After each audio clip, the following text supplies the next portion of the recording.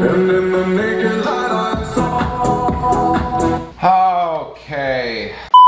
Can you hear me? Yes, we can hear you loud and clear. How are you? Good, how are you?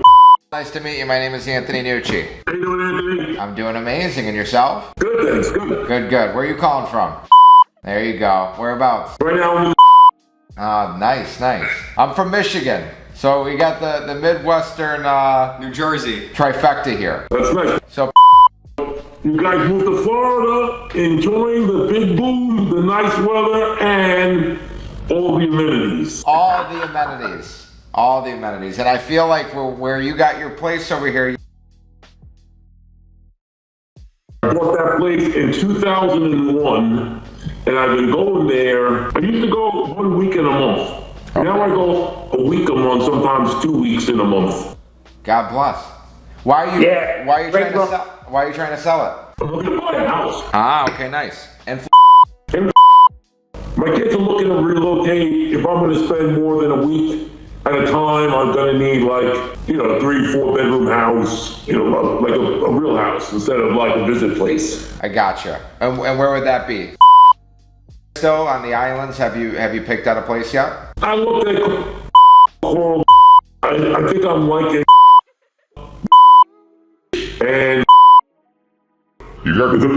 Buy something on the water for the boat or not on the water and just get a house. How big's the boat? 55 foot. Good size. Yeah, good size. You have great and expensive taste, and you found that. And we found, well, I would say you found the best brokers in town, but it sounds like John found you. John called me, out of the blue, and I tell you, I really don't like talking to unsolicited brokers, because everybody says I have a client, I got buyers, and nobody has a buyer, they just want a listing. Of course. We're very transparent, we're very straightforward, and I want to just tell you why we should represent you. And by the end of this call, if you have any questions, we're happy to answer it. But so my story real quick, I grew up in Detroit, Michigan. I come from a family background of builders and developers. My grandfather's old school Italian guy. I was raised that short of a fever, throwing up, you go to work and you provide and you got to do what you do. I grew up on a job site with a pacifier in my mouth. I was carrying around a 2x4 installing drywall because he was a builder. So I learned new construction. And then I got smart when I saw the sales rep wearing a suit, driving an Escalade, wearing a Rolex. I said, well, Grandpa, I want to do what she does. So I got my license in Michigan, quickly started doing very well. I was selling almost $1 million a month within, a year of starting. And I built my business from cold calling. And fast forward 8 years later, I've had my license. I moved to Miami the day after Christmas of 2020. And similar to you, I'm sure, my whole life I traveled only to here. My family's never gone to Europe. We've never left the country. We've only gone to Florida. So from South Beach all the way up to even Palm Beach, that's my second home, I would say. That's not me. I have a home in Miami, Madrid, Lima, Peru. I'm a whole family. I had a home in Switzerland. I lived in Switzerland for a couple of years. Lived in Spain for a couple of years. Nice. I'm really an international guy. I got to get more well-versed. Yes. I like to work too much. So that's my story. We moved down here 4 years ago. I built a team. I have a little over $100 million under my belt in sales. And a lot of them has come from Florida. I would say 70% of that. And it's been from cold calling and social media. The two most important things are what we can sell the property for and how we're going to do so. Well, one, the obvious is you have two, which is better than, you get two for the price of one. We're getting about 3 million views a month across all of our social media platforms, which helps us not only get potential buyers, but we're also getting other real estate agents who have all the buyers as well.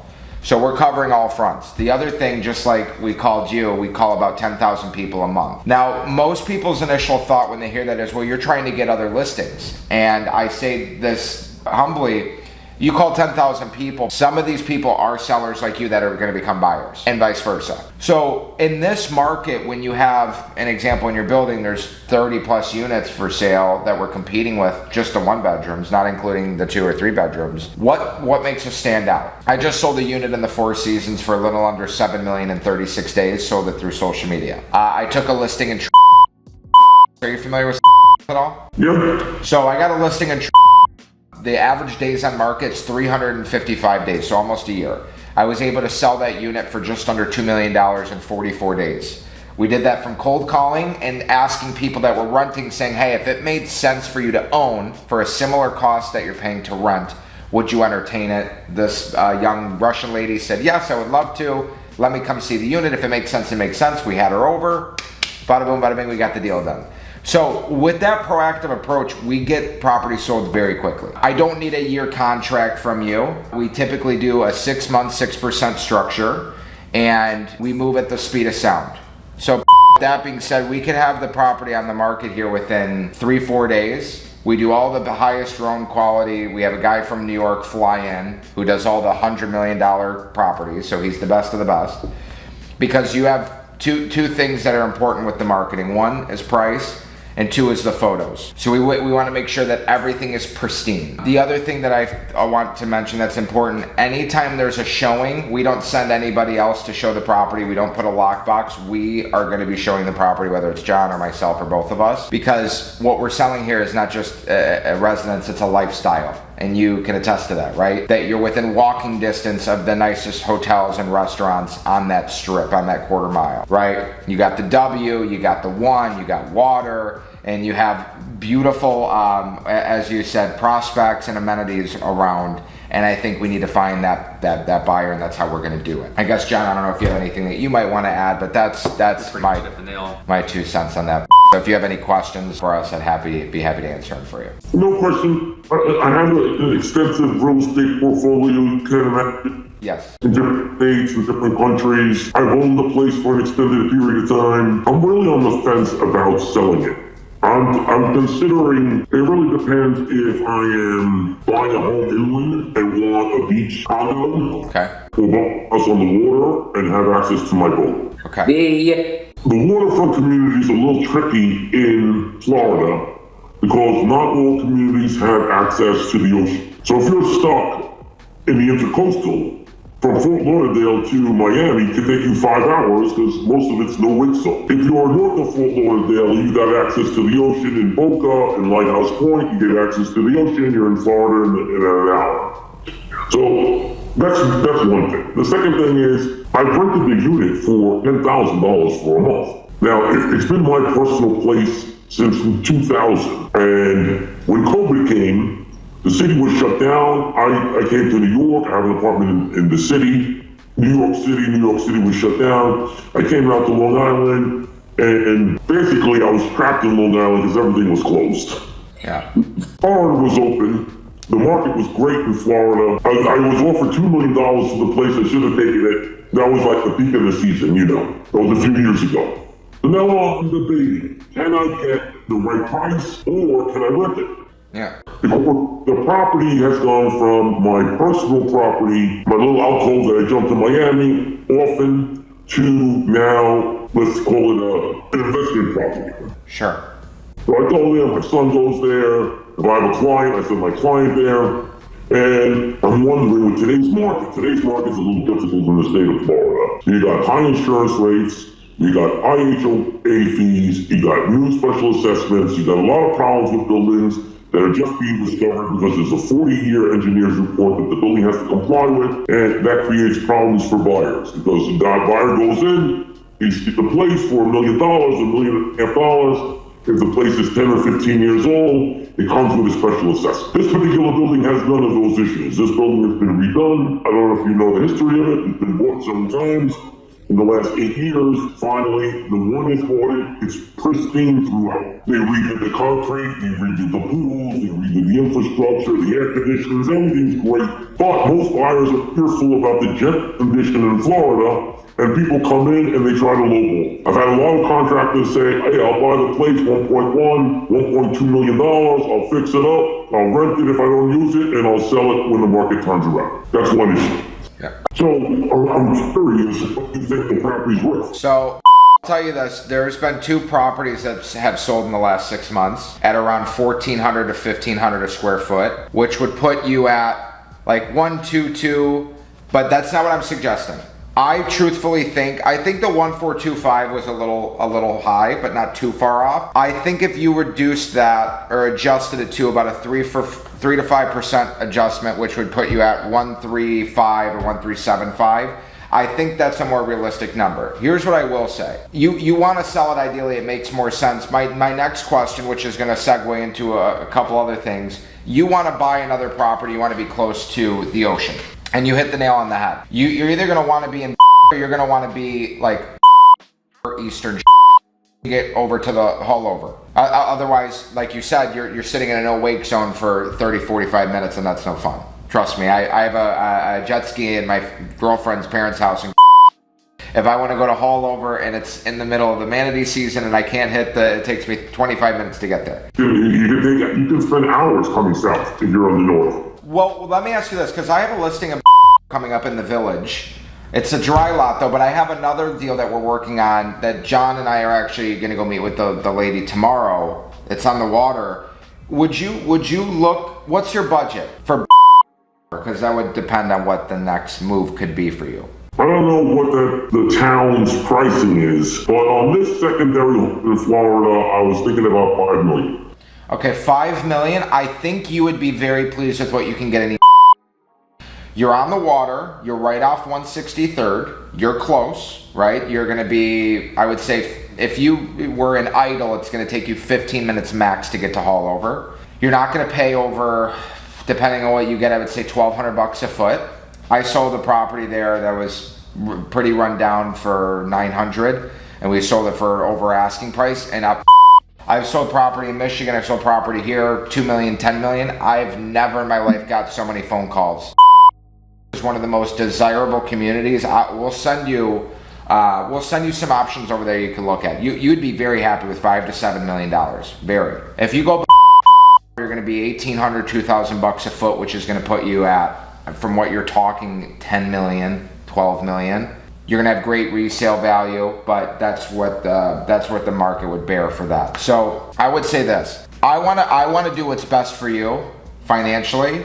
I think trying to time the market, as you know, it's impossible to do that. But I would say you can do one or two things. You can try putting the property up for rent and for sale.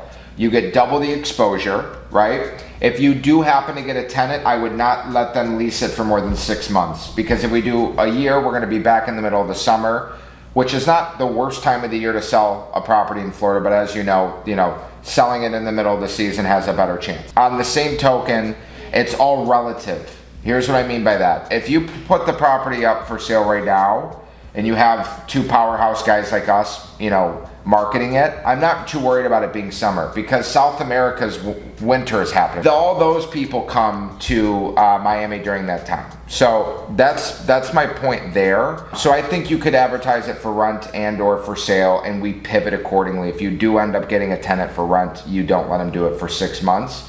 And you go from there. But I think selling it would liquidate and give you that extra money that you could put towards, which would be your 20% down payment on the $5 million. So the thing about selling it, people look at that building and they say, hey, this property on a lower floor facing the building or facing the city is selling for $1,200 square feet. I want to show you something too while you're listening. I'm going to pull up a video that we're doing for something in now. It's not Party City, it's not South Beach. But I think what you're trying to say is it needs to be marketed to the right person. And you need to showcase how the lifestyle you're going to get. So this is a video that we did here to the most exclusive community here in South Florida, where elegance and class is redefined. You are minutes from Bell Harbor shops, seconds from the beach, and you are in a private, secluded neighborhood. What I'm about to show you inside is a turnkey architectural digest, masterfully designed home. Let's go. So, but we showcase the outside, because I said it once, I'll say it again. We're selling the lifestyle. This is Miami. This is South Beach. This is the One. This is the Roni. This is the Satai. And I'll tell you what, I'm not like a party animal like I used to be. I'm not that old, but I'm having a child now. I've slowed down a little bit with my fun. But congrats. Yeah, thank you. But I would say when I want to go out and have fun and I want to look, okay, I want to go to the Satai and I want to go to water and I want to be around that strip. That is the strip. And what is the most inconvenient thing in Miami? I'm sure we can all agree, is traffic and commute. We need to capture, like my idea of it is, one, we have to get people there. That's where our marketing comes in. Pictures are pictures. But when you really sit there and you're on the balcony and you really take it all in. Hey, John, did you stay at the balcony for a little while? Your hospitality. It's amazing. You told me grab a beer. If you don't like beer, have a tequila, a little bit of vodka. And You really get a different feel when you're there. So it's just very important what you're saying, because I've had some people come in, and I will tell you, I had an offer at $1.3 million. I was very close to taking it. Actually, I wanted to take it, but the bank backed away at the last minute. And I think it was the buyers backed away, because my last realtor was bringing me what I would consider unqualified buyers. You guys seem young, ambitious, knowledgeable about the area or the market, and you can't ignore social media now. No. If you're looking to go on Zillow and get your clients from Zillow and thinking Zillow's going to sell it for you, that's not going to happen. I will tell you this, I'm working with a gentleman, you might know him, I don't really know him, my kids know him, they call him the billionaire broker. He has a lot of properties in New York. I think it's Michael Sturhan or Sturhan. Ryan Sirhan, yeah. So he's a TV personality, right? He's a good guy. He's got a big brokerage. He's trying to take over the world. His focus would not be anywhere near at Florida, for one. He's got a lot of 20, 30, 40, $50 million listings in New York. And I can tell you, I've worked with his team. You're going to get his assistant. I don't know if you could see that right there, but it says 1.9 million views. I have 84,000 followers on my Instagram. Let me try and find a better angle for you. But just send me the link and I'll like your page. Yeah, so I'll send it to you. But we could send you that, and then here's another thing I can do too while we're here. Let me share my screen and show you. Hopefully this looks okay on the phone. It'd probably look a little better online, but so this is our website. This is me, obviously. Here's some of our recent listings and sales that we have. So you see this is kind of our bread and butter, this price point, the luxury market, but I don't want to bore you with this. Let me just show you. So we have, here's my team here. Some of our recent sales, which again, I think I already showed you some of these, but let me get to just some of the marketing so you can understand. There's a lot of individual homes, which is a different market than condos in South Florida this year. So these are sales from the last few years too. But all private homes. No, there's a few condos in here. Like we have this. What do you think about that? In the soft market, Florida, I consider a soft market right now. There are some, I have assets in, Texas, Phoenix, New York, Florida. Sometimes I buy some buildings. I'm not a big commercial guy because I do only private equity. I do the stock market, private companies. I did the biggest companies you ever heard of, from Facebook to LinkedIn to Palo Alto Networks to Uber, Lyft, Airbnb, Palantir, all the big boys. And some of the big boys that are coming out, ChatGPT, companies that you haven't even heard of yet. But you'll hear of them soon because they're in the robotics. But with high interest rates, there's some alternatives in the marketplace. And so Florida being a soft market, what percentage are your bids coming in for listed prices? If you're to tell me in 2020 you're selling at listed price or better, I believe you because the market was super hot.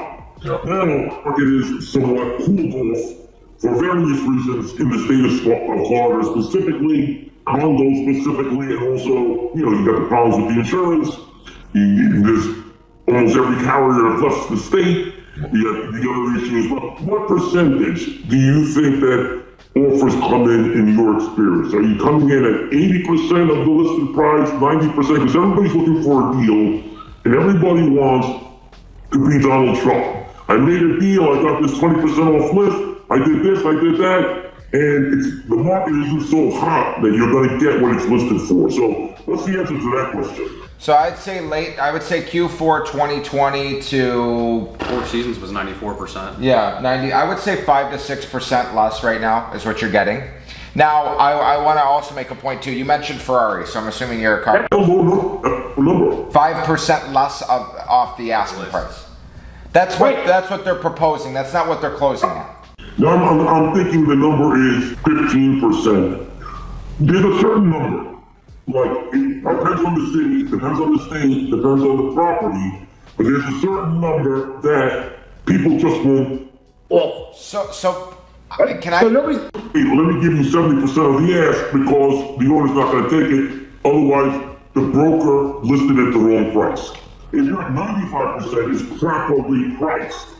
If you're at asking price, you maybe, depending on the market, could have been underpriced. Right. And so, what do you feel right now in the last 12 months? What are you getting on your deals? I can honestly tell you that it's been around 5 to 4% less. But I'll also tell you this. You mentioned Ferraris. You're a Ferrari guy, a car guy. I'm sure you like them to some degree. I don't know everything about them, but I'll tell you this: if the car market went down and Ferraris went from a 488 went from 400,000 to 350, right? A Ferrari Enzo is still a limited edition car. There are only so many. This property is one of those. We're talking about location, we're talking about view, and we're talking about the lifestyle. This is not just a condo in Fort Lauderdale. This isn't a condo in Aventura where, yes, I'm in Florida and I have a nice view. We're in a prime building that's been completely redone, new management. That's beautiful. Light walking distance to everything. There's certain things that this has that no matter what market we're in, it's still desirable, right? And if you have the right... I agree with you 100%. I had a broker call me and said, hey, listen, they just sold 618 for 1.1 million. I can get your place sold for 1.2 million. You can do that yourself. Fourth floor. Yeah. Second of all, it looks at the wall. Yeah. And third of all, it's not apples to apples. Mm-hmm. It's apples to oranges. It's totally different.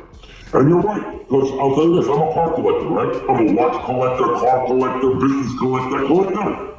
You know, knock wood, thank God, I've been successful.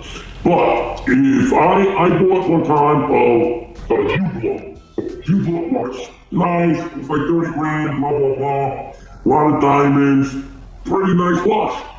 But that market on the Hublot changes dramatically. A Rolex is a Rolex is a Rolex. A Ferrari is a Ferrari. There's a market in that type of investment, that type of asset, doesn't change as dramatically as the rest of the market. And sometimes people don't get it. You seem to get it because you're in the space of luxury properties.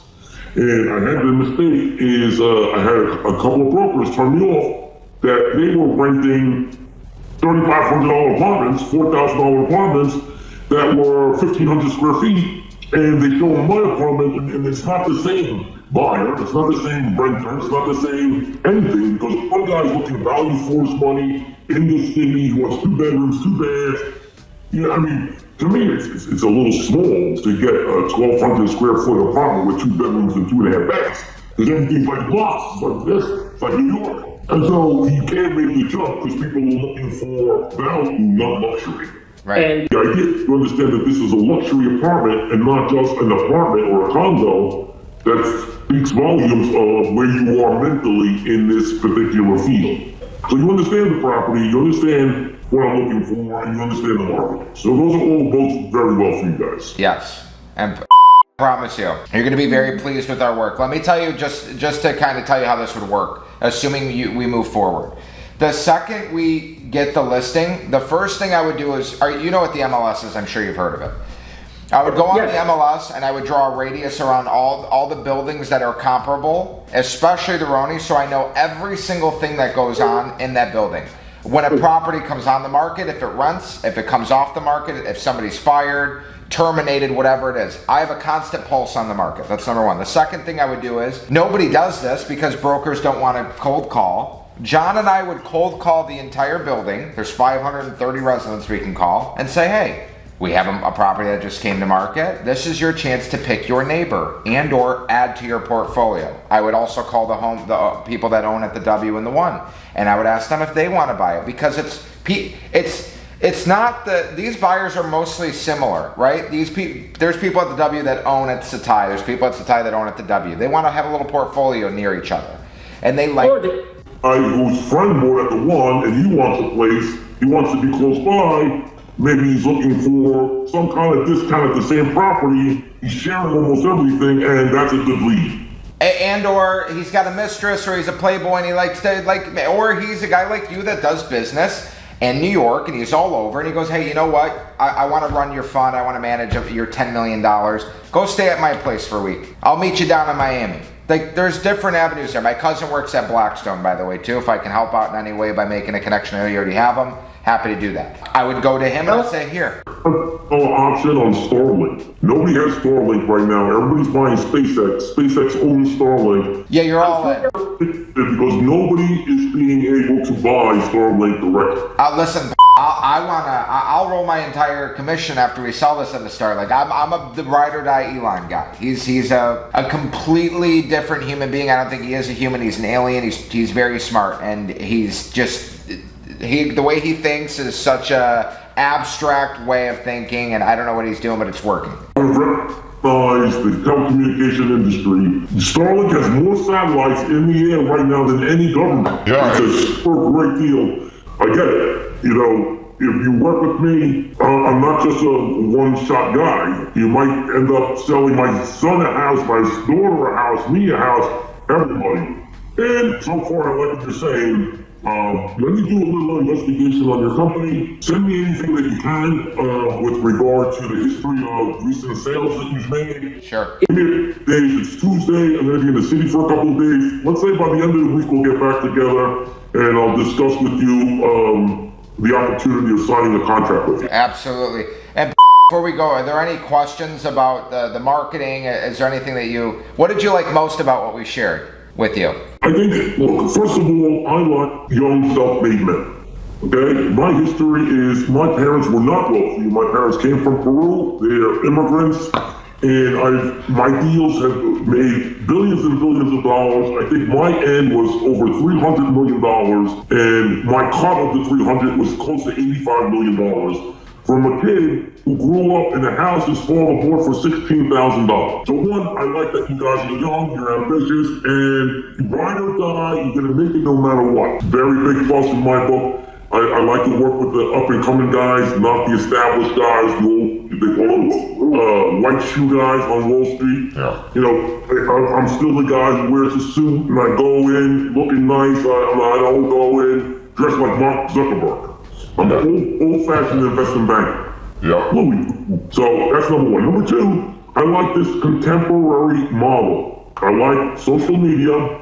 If you're not part of social media right now, you're missing the boat. It is a Tremendous tool. I think the Facebook or Meta created the most works. You get the followers, you get the subscribers, you have the audience, and you have somebody to sell to. And everybody goes on social media, you need that outlet. I like the idea of the marketing. You're gonna fly a drone. You can fly that drone right out on the balcony. Go around, come back in. You might we'll have to ask, you can get a fine. I don't think you're allowed a drone above the pool, but you can go around the property, around the beach, zoom in. We can work it out. I'll talk to the guys. I know them. I've been there for 25 years. And so those are the key points. The key points is contemporaneous market appeal or market tools that you seem to know to use and you've used in the past. Young, hungry, ambitious guys, and somebody who understands the product. Not just another listing in another apartment. And I think some people have mistaken it for that, and they lose the value of the Romeo the one, and you guys shouldn't miss that.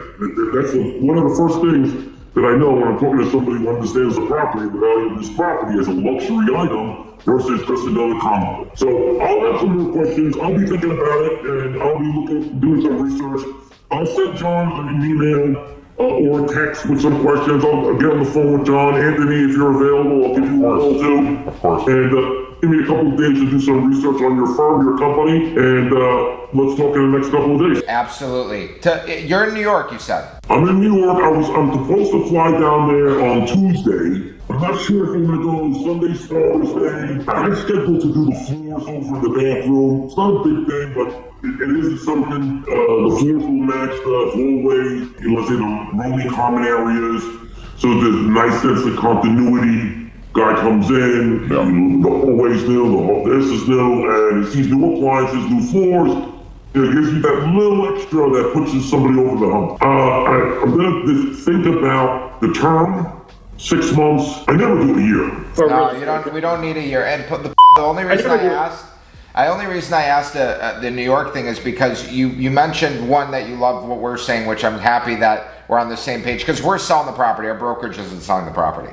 They're not the ones taking the calls. We could be with Joe Blow Realty, but Douglas Elliman, our firm is we've been around 100 plus years, founded in New York, 1917. We got 113 offices around the country in all the major markets, have just under 7,000 agents. We did just under $36 billion in sales last year as a company. So as far as credibility and like brand recognition, we are definitely a premier powerhouse brokerage for sure. It all depends on you guys. And the reason why they gave me the respect is because of me, not because of the name, not because I was on Wall Street. My office was 120 Wall Street for 25 years. Those add little touches, but at the end of the day, the guy selling the property, if I'm an interested buyer and I'm talking to you, and you know the taxes, you know the contemporaries, you know the value. There's a great value here on this property at 1.35 or 1.39, $1.3 million